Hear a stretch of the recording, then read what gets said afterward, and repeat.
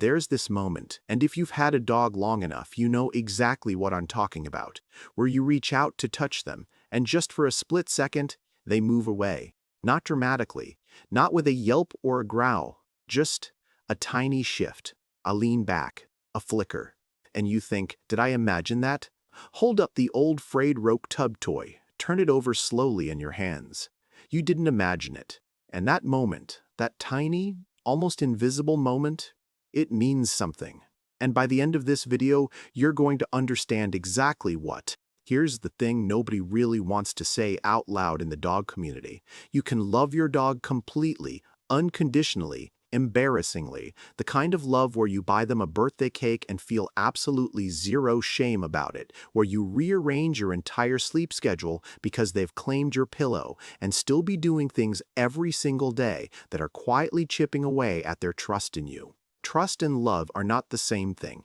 In dogs, they are especially not the same thing. We assume trust is automatic, that it comes with the adoption papers, or the first night they sleep curled against your legs, or the moment they choose your lap over an empty couch.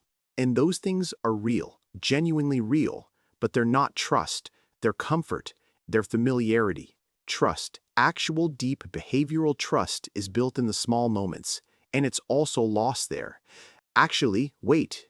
I want to be more specific than that, because small moments sounds like something on a motivational poster.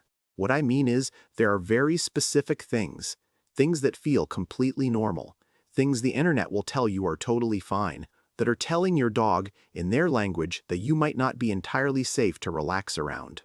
Look directly into the lens. That's what we're here for today. 6 myths, all of them common.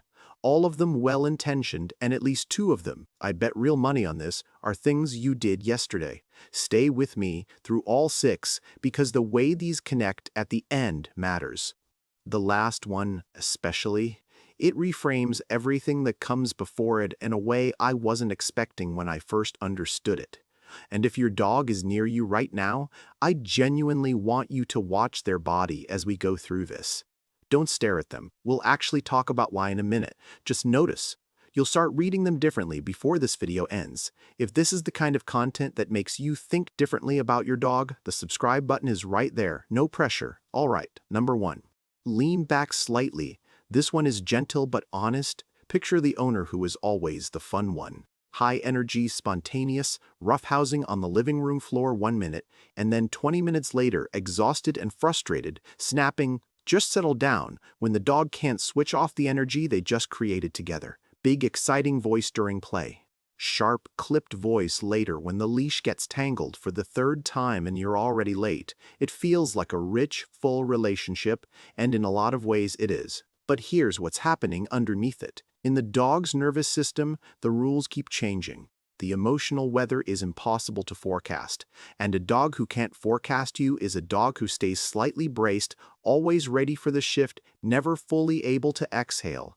Trust isn't built on excitement, it's built on knowing what comes next. Your dog doesn't need you to be fun, they need you to be readable. Because a person they can read is a person they can relax around, and a person they can't read, that's a person they stay slightly prepared for, always. Even when everything is fine. Think about that. You are their entire emotional climate. Every mood shift you have moves through them like a weather system. The inconsistency isn't cruelty, it's just human. But it has a shadow side most of us never look at directly. And if emotional unpredictability erodes safety, myth number 2 is about a specific moment when we break trust so fast we don't even see it happen. Softer tone here. This one requires compassion. The fireworks start, or another dog rushes toward them on the street. Or it's the vet, and the smell alone is enough to make them press into the backs of your knees, and your instinct, pure, immediate, loving instinct, is to scoop them up, to hold them, to physically remove them from the thing that's scaring them.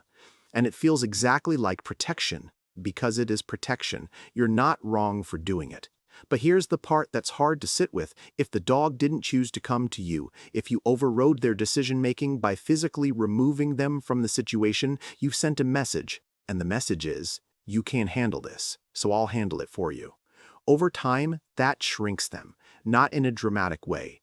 Gradually, They stop developing the capacity to self-regulate, to breathe through something uncomfortable, because the pickup always comes. You become their escape hatch instead of their safe place. And there's a real difference between those two things. One builds them, the other quietly convinces them they need rescuing. Let that land. This is probably the hardest one in this list because it asks you to hold back something that feels exactly like love. The specific guilt of realizing that your most protective instinct might be the thing holding them back. I don't want to gloss over how uncomfortable that is. It is uncomfortable. Sit with it anyway, so we can shrink their confidence by doing too much. Myth 3 is about shrinking their trust by doing something that feels like leadership. Slow down here, this one lands hard.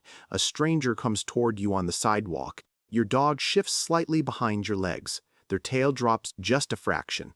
There's that almost imperceptible tightening around the eyes, what trainers call whale eye, where you can see the whites, and a single polite head turn away.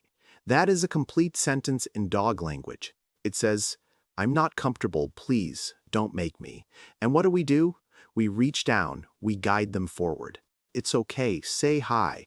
Maybe we hold them in place while a well-meaning stranger reaches directly over their skull, which is, by the way, one of the most pressure-filled gestures you can direct at a dog you don't know. The dog gave a clear signal, and the person they trust most in the world overrode it.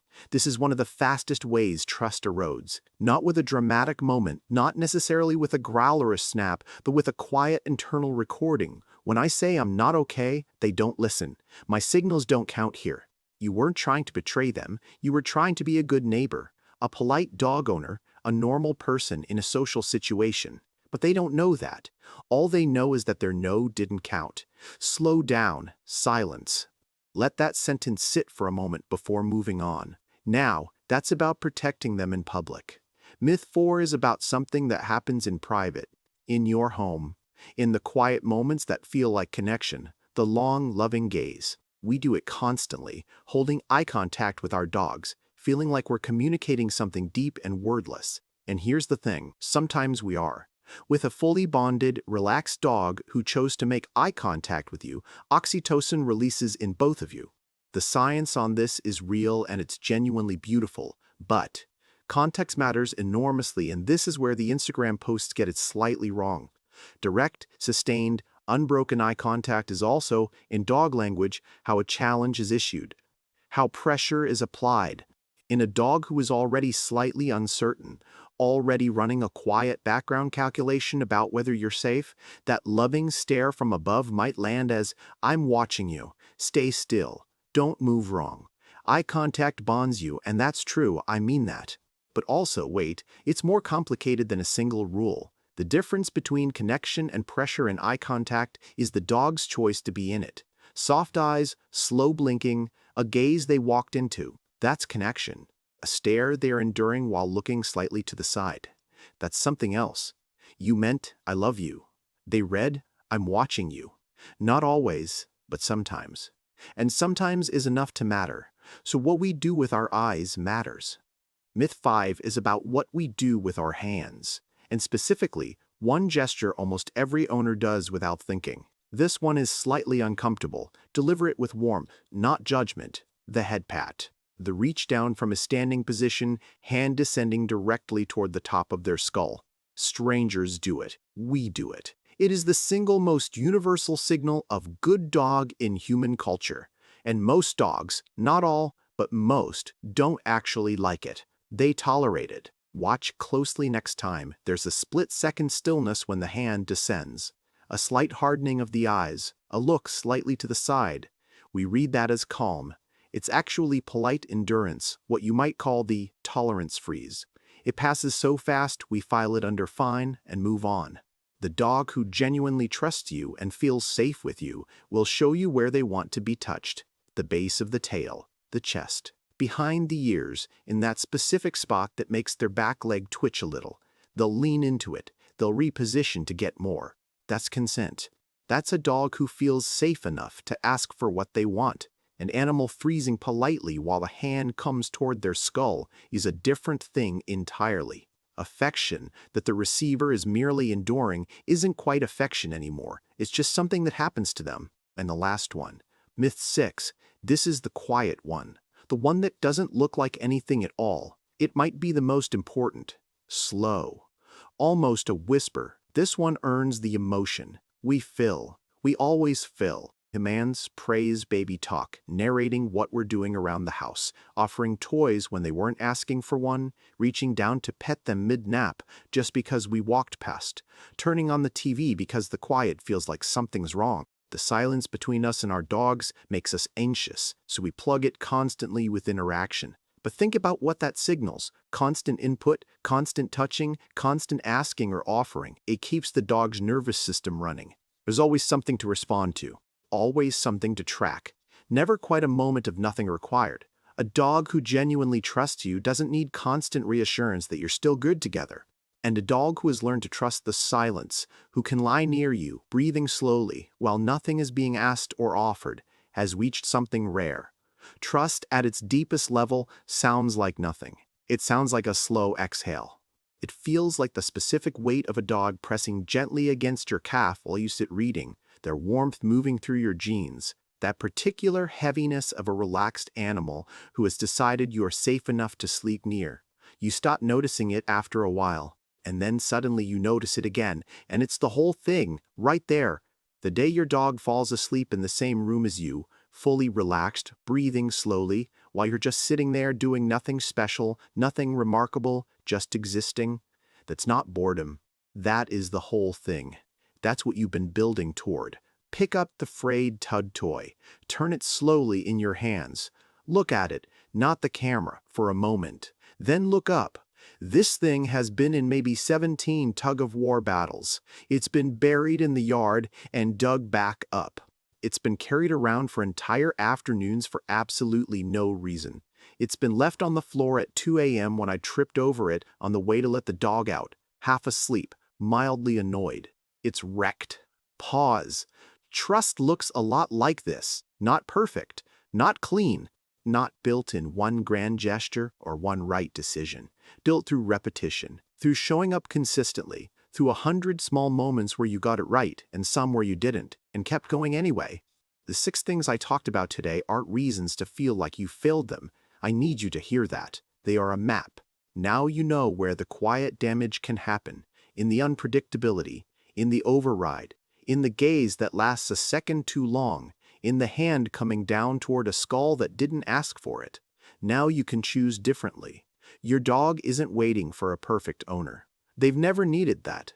They're waiting for a consistent one, a readable one who, when they say quietly, with a slight lean or a tucked chin or a glance away, "I'm not okay right now," actually notices, actually listens. Set the toy down gently. Look directly into the lens. Start there, tonight. That is genuinely enough. Silence, slow fade.